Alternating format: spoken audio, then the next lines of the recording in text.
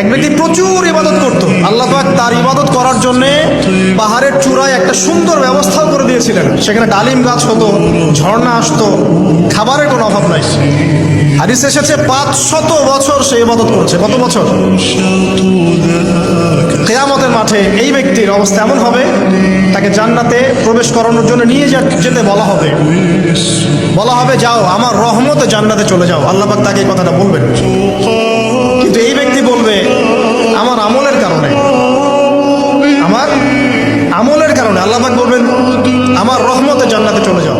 ব্যক্তি বলবে আমার আমলের কারণে।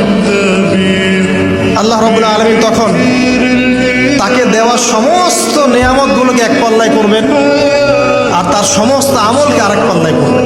একটা চোখের যে নেয়ামত আল্লাহ পাকের, সমস্ত আমল ও 500 বছরের ইবাদত এতটুকু হয়নি। তারপর তাকে বলা হবে ওকে জাহান্নামে নিয়ে যাও।